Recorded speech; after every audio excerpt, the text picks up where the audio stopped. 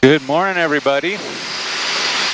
We're coming to you from just northeast of Stockton, coming up on Lodi at 3,000 feet here in the beautiful state of California. Geography is beautiful, politics not so much. Welcome to another exciting episode of Network Admin Life. I'm here enjoying my off time, because that's what I like to do, enjoy my off time.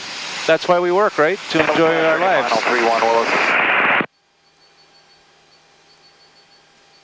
So I thought this week I'd go over the Network Admin Highlight of the Week, which is the one event at work that stands out in my mind. So I was just out minding my own business, doing an inventory of the network devices and making sure our UPS units were working okay out in the network closets. And just as I get back, I walk in and there's my boss, beautiful, lovely woman. And she's in there helping me do my work. She's getting rid of some cables that don't need to be there. God bless her. And as soon as I walk in, all of a sudden, people start saying, "Hey, what's wrong with my phone?" So I go out and I look at my desk, and sure enough, my phone has gone off and it says registering. Orville traffic, 76 Romeo, turning right crosswind, 31 Orville. It came right back, so I thought, oh well, no big deal. Maybe they're updating firmware in the phones. Well, fine traffic, Archer 5525 Victor, 5 to the south, straight in, 34, below. Well, that wasn't what they were doing. So I did a little investigating, and it turned out that the network switch that all the employees in the IS department are connected to intermittently kept dropping offline. Then it would come back, it would drop offline, and it would come back. And it looked for all the world like a spanning tree issue, except I wasn't seeing any other switches get affected, just ours. Well, what the heck? So I get into the switch, I can't find anything wrong. I move myself, of course, over to another switch, an adjacent switch, and it's working just fine. It's on rock solid.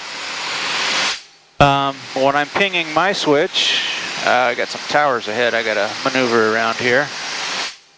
But as I'm pinging my switch, I can see it drop off and come back, drop off and come back. What the heck?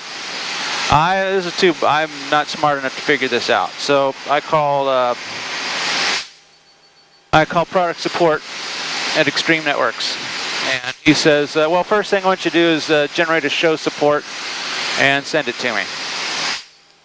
So I do the show support, and since I've had connected via serial console, it took forever. Finally got it generated, and I sent it off to him. He's looking at it for about 5 minutes, and he comes back and he goes, well, first thing that jumps out at me. 5525 Victor is 2 to the south, straight in 34. First thing that jumps out at me is you've got flow control enabled. Yeah. He goes, well, generally we don't recommend you enable flow control. Sidebar. Flow control is a way for switches to talk to each other to kind of throttle the network traffic. So if traffic forward for a minute, left downwind 28 up go. So if one device is sending data too fast for the next device, devices being switches, traffic, or workstations, 8 miles southeast field and going to fly over to radar station and cross the field during the right. He talks too much. Workstations or switches can participate in this if the workstations are savvy enough. They send what's called a pause frame, and that pause frame tells the switch to wait, stop sending traffic, just wait for me to be done, and then you can continue. So apparently that's what was happening, is some device out there on our network was sending tons of pause frames. So I issued a command, show TX monitor flow control. I think that was the command. Show TX monitor. It's either show TX monitor ports or flow control. Try it if you have an Extreme switch. See which one is right. It's one or the other. Anyway, it comes back with a column listing the transmit and receive pause frames count for each port on the switch. And yeah, lo and behold, there's one edge port that was receiving tons of pause frames. So after we tracked that down, after we tracked down what port it was on, we went out there, and it turned out it was a laptop with a USB to network adapter on it. Cat 5 10BASE-T adapter. So it went from that to USB for the laptop. Ethernet is what I'm trying to say.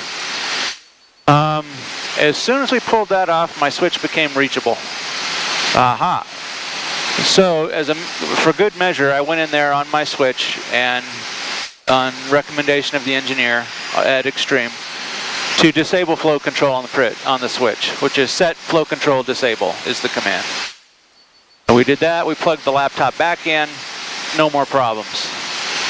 So we moved my workstation and a few of the other more critical workstations, the help desk that we had moved, we moved them back to the switch.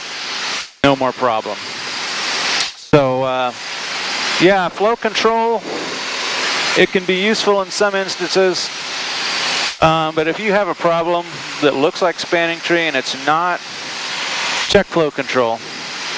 So as of last time I checked, everything was put back, everything was working correctly, and everybody was fat, dumb, and happy. Or maybe that was just me, fat, dumb, and happy. But yeah, that was fun. That came in about 3 o'clock on a Thursday afternoon, and I go home at 4:30. So yeah, I was thrilled. But between time of the incident happening and getting it resolved with Extreme Networks, who were wonderful, Jim Hoskins, great guy,